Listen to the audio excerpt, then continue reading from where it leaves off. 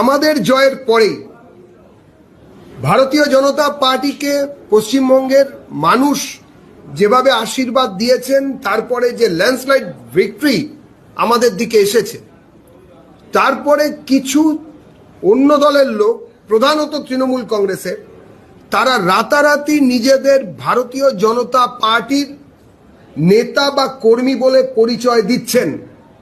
বিজেপিতে এই জিনিস হয় না।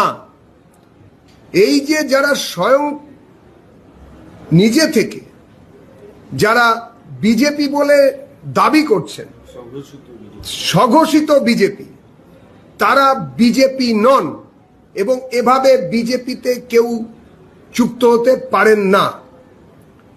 আমরা এটাও লক্ষ্য করেছি যে কিছু বিধায়ক তারা ঘোষণা করে দিচ্ছেন, কিছু পৌরসভার লোকজন, পৌরসভার পৌর প্রতিনিধি, তারা সরাসরি ঘোষণা করছেন যে তারা নাকি বিজেপি হয়ে গেছেন, যারা তৃণমূলে ছিলেন।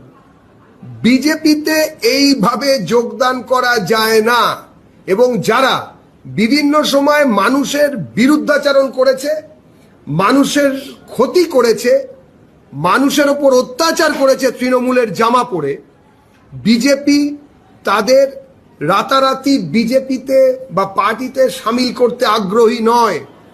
তাদের জন্য এবং ভারতীয় জনতা পার্টির পক্ষ থেকে পশ্চিমবঙ্গের মানুষের জন্য এটা একটি বার্তা।